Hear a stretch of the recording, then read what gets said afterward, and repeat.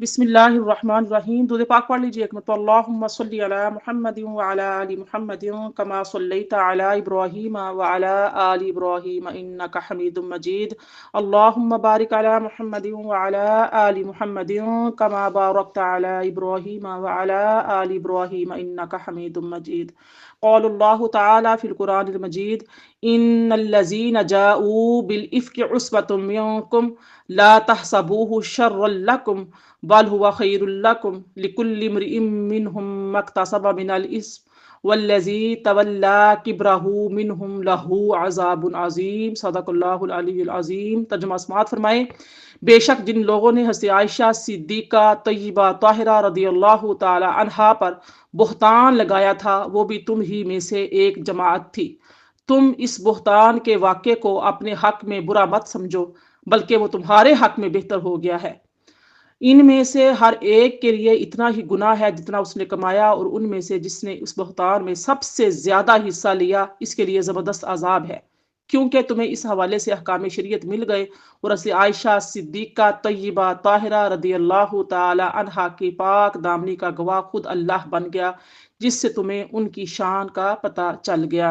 लौला इस समिअतुमूहु ज़न्नल मुमिनून वल मुमिनात बिअन्फुसिहिम खैरन व क़ालू हाज़ा इफ़्कुम मुबीन। ऐसा क्यों ना हुआ कि जब तुमने उस बुहतान को सुना था तो मोमिन मर्द और मोमिन औरतें अपनों के बारे में नेक गुमान कर लेते और ये कह देते कि ये खुला झूठ पर मबनी बुहतान है। सदक़ल्लाहुल अलीयुल अज़ीम। सदक़ रसूलुहुन नबियुल करीम व अला नहनु अला ज़ालिका मिनश शाहिदीन व शाकिरीन वल्हम्दुलिल्लाहि रब्बिल आलमीन। निहायत ही काबिल एहतराम मेरी प्यारी बहनों, अस्सलामु अलैकुम व रहमतुल्लाहि व बरकातुहू। ये वाक़या बयान करने से पहले जो आयात हैं, इनकी हम हल्की सी तशरीह कर लेते हैं, तर्जुमा तफसीर कर लेते हैं। जैसा कि इरशाद होता है, लिकुल्लि इम्रिइम मिनहुम मक्तसबा मिनल इस्म। सूरा नूर की जो आयत 11 में आता है, जिस शख्स ने किसी बुरी और बेहयाई की बात को फैलाने में जितना हिस्सा लिया, उसका उतना ही गुनाह होगा।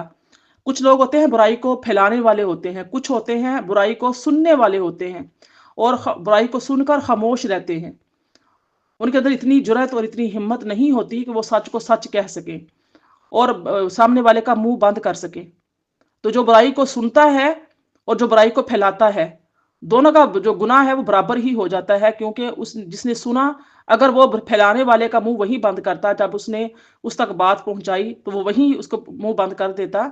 तो फिर क्या होता कि वो अगला बंदा जो है वो शर्मिंदा हो जाता, और इस बात पे उसको शर्मिंदगी आती कि शायद अब मैं आगे इस बात को करूंगा तो फिर मेरी एक मतलब और इंसल्ट होगी, फायदा नहीं है बात करने का, बेहतर है कि यहीं पे खामोश हो जाओ। तो बुराई फैलाने वाला, अब यहाँ पर अल्लाह पाक फरमा रहा है कि बुराई को यानी कि बुरी बात को, बेहयाई की बात को फैलाने में जितना हिस्सा लिया, उसको उतना ही गुनाह होगा। ये आपके लिए, मेरे लिए, सबके लिए मैसेज है। वल्लज़ी तवल्ला किबरहु मिनहुम। तोहमत को फैलाने में जिसने सबसे ज्यादा हिस्सा लिया, वही रईसुल मुनाफिकीन अब्दुल बिन उबई था। उसने रसूलुल्लाह सल्लल्लाहु अलैहि वसल्लम की अदावत में ग़ज़वा बनु मुस्तलिक से वापसी में हज़रत आयशा रदियल्लाहु ताला अन्हा पर हज़रत सफ़वान बिन मुअत्तिल रदियल्लाहु ताला के साथ बदकारी की तोहमत लगाई थी, और इस तोहमत को मुसलमानों और मुनाफिकीन में फैला दिया था। तो इरशाद होता है, लहू अज़ाबुन अज़ीम, यानी कि ये अब्दुल्ला बिन उबई के बारे में फरमाया गया है यहाँ पर कि इसने तोहमत लगाई थी और इसने फैलाया था, क्योंकि तोहमत को घड़ने वाला यही था,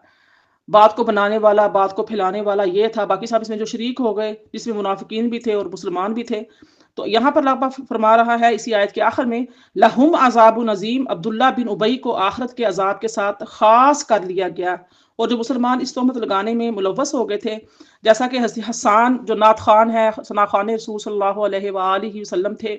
हज़रत हसान, हज़रत मिस्ता और हज़रत हमना, इनकी ततहीर के लिए इन पर दुनिया में हद कज़फ लगाई गई थी। इन पर जब इन्होंने यानी कि इस बात में शामिल हो गए, बाज़ कच्चे कानों के होते हैं, वो बात को सुन लेते हैं और बाज़ दफ़ा यकीन कर लेते हैं सामने वाले का, और यकीन करने में उसके साथ शामिल होकर तो वो बात को फैलाने वालों में शामिल हो जाते हैं, या आपस में चेमगोइयाँ करने लगते हैं। तो जिससे क्या हुआ कि जब हज़रत मिस्ता जो थे, इन्होंने हज़रत हसान जो है, ये हज़रत मिस्ता बिन असासा जो है ना, ये हज़रत अबू बकर सिद्दीक रदी अल्लाह ताला अन्हु की खाला ज़ात थे, खाला के बेटे थे। اور حضرت سیدنا صدیق اکبر رضی اللہ تعالیٰ عنہ جو ہے نا وہ ان کو راشن دیتے تھے، ان کا خرچہ وغیرہ باندھا ہوا تھا، ان کو ان کے گھر سے وہ یعنی کہ رہتے تھے۔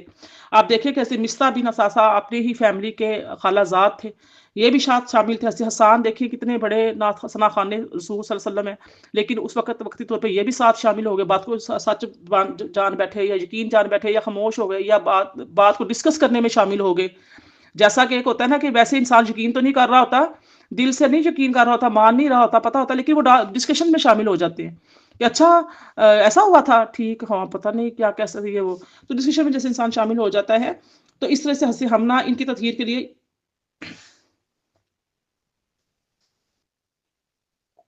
جی خیریت ہے۔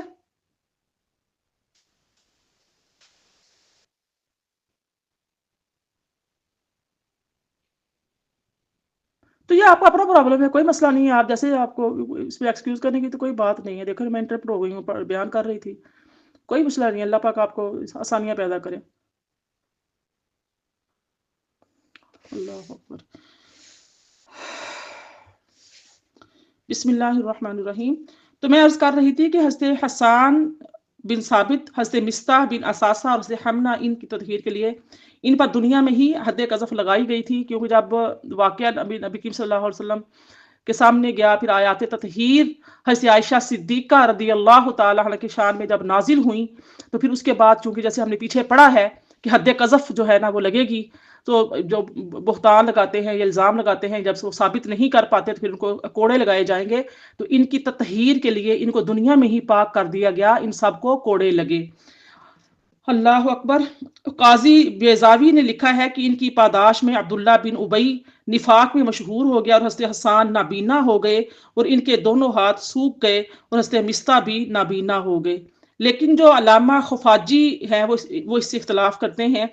آگے دیکھیے ارشاد ہوتا ہے، آیت نمبر جو 12 ہے، اس میں لولا اذ سمعتموہ ظن المؤمنون والمؤمنات بانفسہم خیرا۔ اس میں دیکھیے کیا ارشاد ہوتا ہے کہ ایسا کیوں نہ ہوا کہ جب تم نے اس بہتان کو سنا تھا تو مومن مرد اور مومن عورتیں اپنوں کے بارے میں نیک گمان کر لیتے اور یہ کہہ دیتے کہ یہ تو کھلا جھوٹ پر مبنی بہتان ہے۔ اب اس کا جو پہلا صیغہ ہے وہ ہے غیب کا، یعنی کہ غائب کے ساتھ آیا ہے، تو مسلمانوں سے کلام فرمایا تھا اللہ تعالیٰ نے، اور اب زیادہ جو ہے زجر و توبیخ کرنے کے لیے صیغہ خطاب کے ساتھ کلام فرمایا جا رہا ہے۔ پہلے تھا یعنی کہ غیب کا صیغہ تھا، اب خطاب کا صیغہ آیا ہے، اور اس میں یہ خبر دی جا رہی ہے کہ ایمان کا تقاضا یہ ہے کہ مسلمانوں کے ساتھ نیک گمان کریں۔ یہ ہم سب کے لیے میسج ہے، میرے لیے، آپ کے لیے، یہ سب کہ مسلمانوں کے بنا بدگمان نہ ہوا کریں، نیک گمان کیا کریں اور ان پر طعن و تشنیع کرنے سے باز رہیں۔ طعن و تشنیع کے حوالے سے انشاءاللہ آگے جا کے ہم سورہ احزاب میں بھی پڑھیں گے، آگے مزید بھی انشاءاللہ تعالیٰ سورہ حمازہ جو ہے آئے گی، اسی حوالے سے ہی ہے۔ بات جو اس آیہ مبارکہ میں بتایا جا رہا ہے کہ مسلمانوں کے ساتھ نیک گمان کریں، ان پر طعن و تشنیع کرنے سے باز رہیں، اور جو لوگ حضرت عائشہ صدیقہ رضی اللہ تعالیٰ عنہ اور حضرت صفوان پر تہمت لگا رہے تھے، ان کی تہمت کو دور فرمایا اللہ پاک نے اس آیہ مبارکہ میں۔ فرمایا وَقَالُوا هَذَا إِفْكٌ مُبِينٌ، یعنی کیا ہے یہ؟ اسی آیت نمبر 12 کا آخری جو حصہ دیکھ لیجئے۔ مسلمانوں کو یہ چاہیے تھا کہ جب انہوں نے تہمت کی یہ خبر سنی تھی تو وہ فوراً کہتے یہ کھلی ہوئی تہمت اور نرا بہتان ہے۔ عام مسلمان کے لیے بھی ایسا ہی کہنا چاہیے، خصوصاً رسول اللہ صلی اللہ علیہ وآلہ وسلم کی زوجہ محترمہ اور تمام مسلمانوں کی ماں کے متعلق تو ضرور اور لازماً ایسا ہی کہنا چاہیے تھا۔ اللہ پاک فرما رہا تھا جب یہ بات پہنچی تھی تو ان کا کیا کام تھا؟ یہ کہتے ہیں کہ یہ تو کلی گمراہی ہے، جھوٹ ہے، بہتان ہے، نرا تہمت ہے، لیکن انہوں نے ایسا نہیں کیا۔ لولا جاؤ علیہ باربعۃ شہداء، سورہ نور کی آیت نمبر 13 جب ہم دیکھیے پڑھا ہے، کیا ہوا ہے کہ آیت میں یہ اصول بیان فرما دیا کہ جب کوئی شخص کسی پر 4 گواہ پیش کرے بغیر تہمت لگائے تو اللہ کے نزدیک جھوٹا ہے۔ لولا جاؤ علیہ باربعۃ شہداء فاذ لم یاتوا بالشہداء فاولئک عند اللہ هم الکاذبون۔ یہ افطرا پرداز لوگ اس طوفان پر 4 گواہ کیوں نہ لائے؟ پھر جب وہ گواہ نہیں لا سکے تو یہی لوگ اللہ کے نزدیک کیا ہے؟ جھوٹے ہیں۔ آپ دیکھیے اس آیہ مبارکہ میں اللہ پاک یہ اصول بیان فرما رہا ہے کہ جب کوئی شخص کسی پر 4 گواہ پیش کیے بغیر تہمت لگائے تو وہ اللہ کے نزدیک جھوٹا ہے۔ اور چونکہ اس واقعے میں عبداللہ بن ابی اور دیگر منافقین نے بغیر کسی گواہ کے حضرت سیدہ عائشہ صدیقہ طیبہ طاہرہ رضی اللہ تعالیٰ عنہ پر حضرت صفوان بن معطل رضی اللہ تعالیٰ عنہ کے ساتھ تہمت لگائی تھی، تو اس لیے تہمت لگانے والے جھوٹے ہیں، اور حضرت عائشہ صدیقہ رضی اللہ تعالی عنہ کا دامن عفت جو ہے وہ دامن عفت بے غبار ہے۔ اس طریقے سے دیکھیے کہ جو آیت نمبر 14 ہے اس میں آیا وَلَوْلَا فَضْلُ اللَّهِ عَلَيْكُمْ وَرَحْمَتُهُ فِي الدُّنْيَا وَالْآخِرَةِ۔ اللہ اکبر۔ فرمایا کہ اللہ تعالیٰ نے تم کو انواع و اقسام کی نعمتیں عطا فرمائی ہیں، اور ان میں سے یہ نعمتیں بھی ہیں کہ تم کو دنیا میں توبہ کرنے کی مہلت عطا فرمائی ہے، اور آخرت میں نعمت یہ ہے کہ وہ اپنے کرم سے تم کو معاف فرما دے گا، اور اگر تم پر اللہ کا فضل اور اس کی رحمت نہ ہوتی وہ تم کو توبہ کی توفیق نہ دیتا، تمہارے اس سنگین جرم کی بنا پر تم کو آخرت میں سخت عذاب ہوتا۔ اللہ پاک کا یہ رحم و کرم ہے، جب کوئی بھی انسان غلطی کر لیتا ہے، کوئی صغیرہ گناہ یا کبیرہ گناہ کر لیتا ہے۔ صغیرہ گناہ کا تو یہ ہے نا کہ ایک نماز سے دوسری نماز سے کیے گئے جو صغیرہ گناہ ہوتے ہیں، جن کو انسان کو خود کو بھی بعض دفعہ سم ٹائم علم نہیں ہوتا، تو وہ جس معاشرے میں رہ رہا ہے سم ٹائم وہ اس چیز کا حصہ بن جاتا ہے، چھوٹے چھوٹے گناہ جو ہے اسے سرزد ہو جاتے ہیں۔ لیکن کبیرہ گناہ بھی جو ہے جو انسان کر بیٹھتا ہے اور اللہ پاک کی بارگاہ میں وہ رو کر گڑ گڑا کر استغفار کر لے، اللہ کی مغفرت طلب کرے اور گناہ کو چھوڑنے کا یعنی کہ ارادہ کر لے کہ اللہ پاک میں یہ مجھ سے گناہ سرزد ہو گیا ہے، اب تو پھر رحمت سے مجھے معاف فرما دے، تو اللہ تعالیٰ نے یہ مہلت دے رکھی ہے دنیا آخرت میں۔ اللہ تعالیٰ کا یہ فضل ہے، یہ اس کی رحمت ہے، اس نے یعنی کہ یہ کیا کہ مہلت دی۔ جیسے ہم نے پیچھے پڑھا زانی اور زانیہ کے لیے خواہ وہ یعنی کہ شادی شدہ ہیں یا ان میرڈ ہیں، خاص طور پہ کہا گیا کہ پردہ رکھو۔ آپ جو سننے والے دیکھنے والے ہیں اس بات کو پھیلانے سے بھی منع کر دیا مل کو، تاکہ معاشرے کے اندر بے حیائی نہ پھیلے۔ اس سے کیا ہوتا ہے؟ بے حیائی پھیلتی ہے۔ اب جن کو اس کا میننگ نہیں ہوتا، ریپ کیا ہوتا ہے، زنا کیا ہوتا ہے، بعض بچے چھوٹے ہوتے ہیں، ابھی کچے ذہن کے ہوتے ہیں، ابھی ان کو ان چیزوں کا علم نہیں ہوتا، ان کو ناواقف رہنا ہی چاہیے۔ لیکن جب ایسی چیزیں وہ بار بار کسی جیسے سوشل میڈیا پہ ایسی کچھ چیزیں، ایسی نیوز، ایسی خبریں، ایسے ویلوگ آ جاتے ہیں، تو پھر جب وہ بچے بھی ان کے دماغ میں بھی سوال اٹھتے ہیں کہ یہ ریپ کیا ہے، ریپ کی بات آ رہی، فلاں لڑکی کے ساتھ ریپ ہوا، فلاں لڑکے نے کر دی، یہ ریپ کیا ہے؟ یا وہ ریپ کو سرچ کرتے ہیں تو کیسے کیسی ویڈیوز، کیسی کیسی چیزیں ان کے سامنے آ سکتی ہیں، کیا کچھ ہو سکتا ہے۔ تو بہتر ہے کہ شریعت مطہرہ جو ہے وہ ہم نے پیچھے پڑھا ساری آیت میں کہ یہ بے حیائی کو روکتی ہے، دروازے بالکل بند کر دیتی ہے کہ جہاں کا گند ہے وہیں کا وہیں پڑا رہے، وہیں کا وہیں یعنی کہ پڑا رہ جائے، اور یہ آگے پھیلنے نہ پائے، اس کی بدبو اور اس کا سارا جو گند ہے وہیں کا وہیں دب کے رہ جائے۔ تو شریعت مطہرہ بھی بالکل بھی اجازت نہیں دیتی اس چیز کی، اس لیے 4 گواہان رکھے گئے ہیں، 4 گواہان رکھے گئے ہیں تاکہ وہ دیکھیں اور عینی شاہد ہوں، وہ دیکھے ہوں، وہ گواہان بھی ایسے ہوں کہ پیچھے سے پہلے سے ان کی مشہوری ایسی نہ ہو کہ وہ پیسہ وغیرہ لے کے گواہیاں جا کے دے دیتے ہیں، یا وہ پہلے سے کسی کیس میں کسی ایسے میں مطلوب نہ ہو کہ پہلے سے جیل کاٹ کے آئے ہوں، پہلے بھی ان کے اوپر کوئی کیس بنا ہوا ہو، یا ان کا جھوٹ مشہور ہو، فراڈ ان کا مشہور ہو۔ اس طرح کے لوگ نہیں ہونے چاہیے، بڑے بھروسے والے لوگ ہونے چاہیے جن کی کریڈیبلٹی یہ ہو کہ لوگ جب دیکھیں تو کہیں ہاں یہ بندہ تو کبھی جھوٹ نہیں بولتا، یہ بڑا نیک اچھا نمازی لوگ ہے، اچھا بندہ ہے، ٹھیک ہے، یہ بات کہہ رہا ہے تو سچ ہی کہہ رہا ہوگا۔ اور ویسے اس طرح کے 4 جو لوگ ہیں وہ عینی شاہد ہوں، تو پھر اب عینی شاہد تو ایسے موقع پہ کوئی نہیں ایسے ہو سکتا۔ اگر کوئی خود بھی اقرار کر لیتا ہے تو خود اقرار کرنے والے کو بھی منع کر دیا گیا کہ تو بھی اقرار نہ کر، تو بھی خاموش ہے، تو اللہ پاک کی بارگاہ میں تائب ہو جا، کیونکہ جب تم 2 مل کر اتنا کبیرہ گناہ کر رہے تھے، اتنا غلیظ گناہ کر رہے تھے، اتنی گندگی کو پھیلا رہے تھے، اس وقت تم 2 ہی اکیلے تھے نا، تو اب اکیلے ہی مل کر اللہ سے تائب ہو جاؤ، اللہ سے معافی مانگ لو، بجائے جا کے تو آپ جو ہے وہ جا کے اس کا اقرار کریں۔ تو جب انسان اقرار کر لیتا ہے تو وہ کیا ہوتا ہے کہ وہ اور زیادہ شیر بن جاتا ہے، وہ اور چوڑا ہو جاتا ہے، میرا کسی نے کیا کر لیا، ٹھیک ہے، یا مجھے کسی ایک نے دیکھ لیا، 2 نے دیکھ لیا، ٹھیک ہے، اب بات پھیل گئی تو پھر وہ اور بے شرم ہو جاتا ہے۔ تو بہتر ہے کہ ایسی گندگی کو پھیلنے ہی نہ دیا جائے، وہیں کا وہیں رکھ دیا جائے۔ تو اللہ پاک فرماتا ہے کہ یہ دنیا اور آخرت میں اللہ کا فضل ہے، یہ اللہ کی فضل اور اس کی رحمت نہ ہوتی تو جس طور کی تجربے تم پڑھ گئے تھے اس پر تمہیں زبردست عذاب پہنچتا۔ تو اللہ پاک نے کیا کیا کہ ان کو یعنی کہ دنیا میں ہی کو جو سزا مقرر کی گئی تھی، نبی کریم صلی اللہ علیہ وسلم کا معاشرہ تھا، نبی کریم صلی اللہ علیہ وسلم کی حیات طیبہ میں وہ سارے اس کے اندر موجود تھے۔ جب برات کی آیات نازل ہو گئی تو پھر یہ تمام جید صحابہ کرام تھے جن کو جناب یہ سزا جو ہے وہ دے دی گئی۔ اِسْتَلَقَّوْنَهُ بِأَلْسِنَاتِكُمْ وَتَقُولُونَ بِأَفْوَاهِكُمْ، آیت 15 میں دیکھیے آتا ہے تم محض ایک سنی سنائی بات کو نقل کر رہے تھے اور اس پر یقین و وثوق حاصل کیے بغیر اس کو آگے پھیلا رہے تھے، ہر چند کہ تم اس کو معمولی بات سمجھ رہے تھے، لیکن اللہ کے نزدیک یہ بہت سنگین بات تھی، کیونکہ یہ رسول اللہ صلی اللہ علیہ وآلہ وسلم کی حرم محترم کا معاملہ تھا۔ یہ صرف اتنا جرم نہیں تھا کہ اس کو کوڑے مارنے سے اس کی تلافی ہو جائے، اللہ نے اپنے رسول کو دنیا والوں کی نگاہوں میں معزز، محترم، باوقار بنایا ہے، اور اس کے حرم اور اس کی احانت کرنا خود اس کے رسول کے لوگوں کی نگاہوں میں بے وقت بنانا ہے، کیونکہ جس شخص کی اہلیہ پر ایسی تہمت ہو تو اس کی قدر و منزلت نہیں ہوتی۔ یہ صرف رسول اللہ صلی اللہ علیہ وسلم کے مشن کو نقصان پہنچانا نہیں تھا، بلکہ اللہ نے جس حکمت سے نبی کریم صلی اللہ علیہ وآلہ وسلم کو مبعوث فرمایا، اس حکمت کو نقصان پہنچانا تھا۔ کوئی بھی انسان کسی کے بارے میں بات کرتا ہے وہ اس کے پورے خاندان کو نقصان پہنچاتا ہے۔ جب کوئی بھی بیوی اپنی شوہر کی برائی کرتی ہے تو انسائڈلی وہ بیوی شوہر کا نقصان نہیں کر رہی ہوتی، وہ اپنی ذات کا تو کرتی ہے نقصان، لیکن وہ اس کے خاندان کا نقصان کر رہی ہوتی ہے۔ تو اس لیے شوہر کی بات کرتے ہوئے سوچیے کہ میں اس کا خاندان متعارف کروا رہی ہوں، اس کی پیرنٹس کا متعارف کروا رہی ہوں، اس کا باپ ایسا ہے۔ کوئی بہن اپنے بھائی کے بارے میں بات کرتی ہے تو اپنے ماں باپ کی تربیت بتا رہی ہوتی ہے کہ میرے والدین کی تربیت ایسی ہے،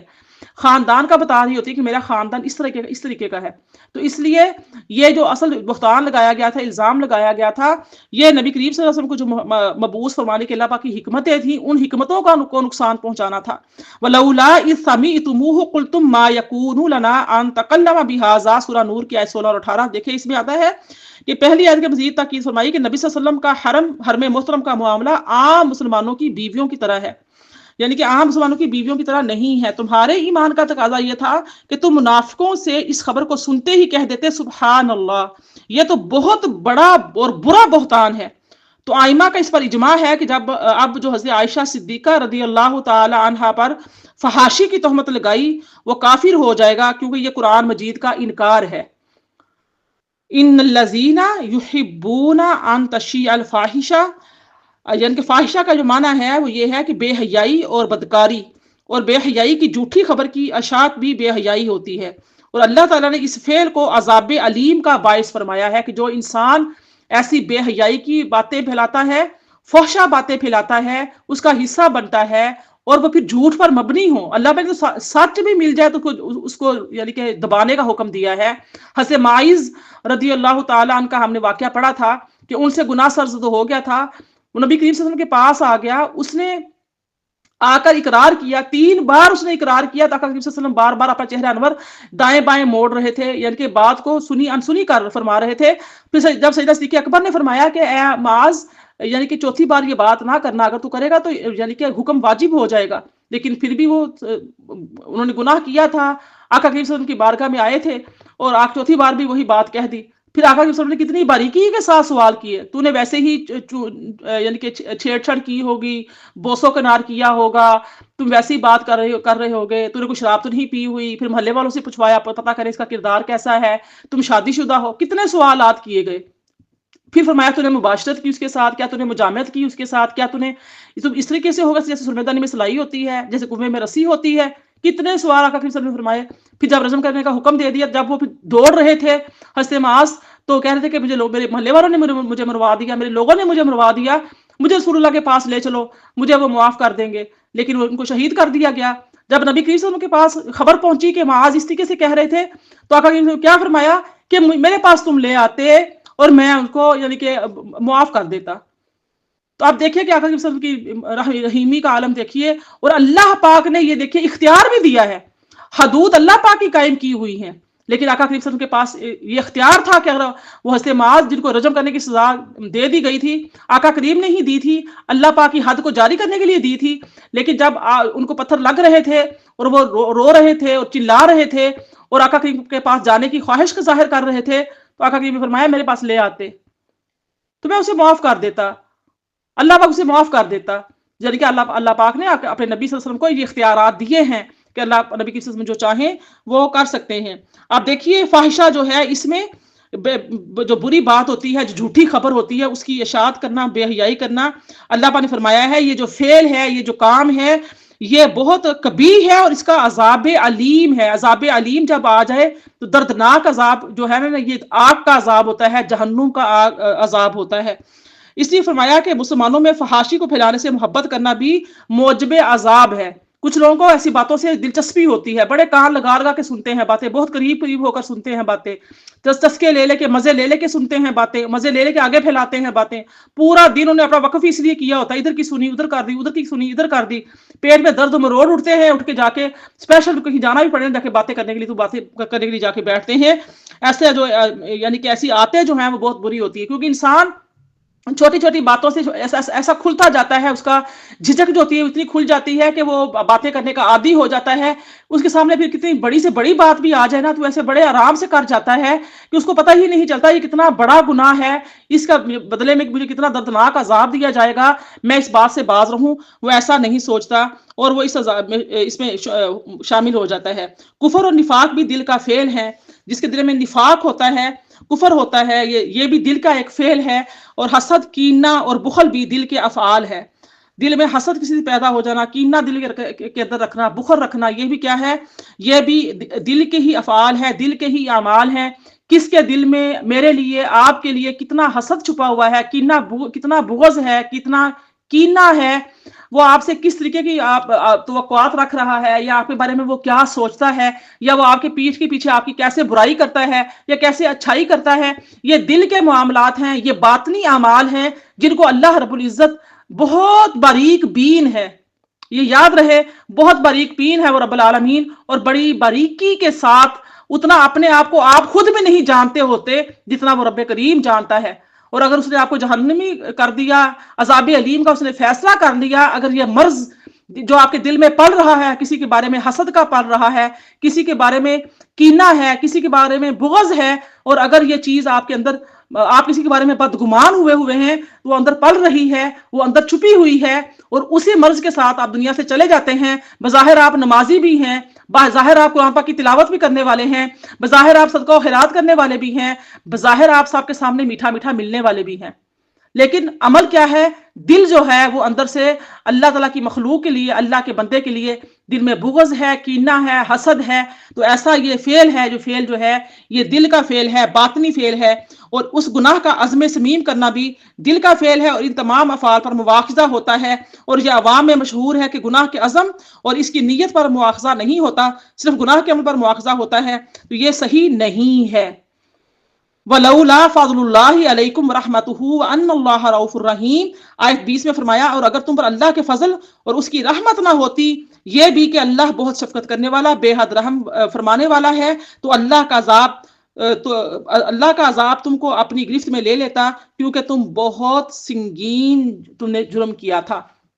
आप देखिए कि ये दोबारा से आप वापस आ जाइए आयत नंबर जो 11 थी उसी पर। अब इसमें हम हज़रत आयशा सिद्दीक़ा रदी अल्लाह तआला अन्हा का ये वाक़या बयान करते हैं, जो आयात नाजिल हुई हैं हज़रत आयशा सिद्दीक़ा रदी अल्लाह तआला की शान में। मुफस्सिरीन किराम फरमाते हैं कि आयत नंबर 11 से लेकर 26 तक की जो आयात हैं वो हज़रत आयशा सिद्दीक़ा की शान में ही नाजिल हुई हैं। बाद ने फरमाया कि 10 जितो अभी मैंने 10 आयतें आपके सामने तिलावत की, हल्का करके मैंने तर्जुमा और तफसीर पेश की है मुख्तसर सी। तो वो आयात हज़रत आयशा सिद्दीक़ा के इस वाक़े पर जो तोहमत लगी थी, उनकी शान में, उनकी बरात में नाजिल हुई हैं। सुभान अल्लाह। और इसको हम देखते हैं ये वाक़या पेश कैसे आया था।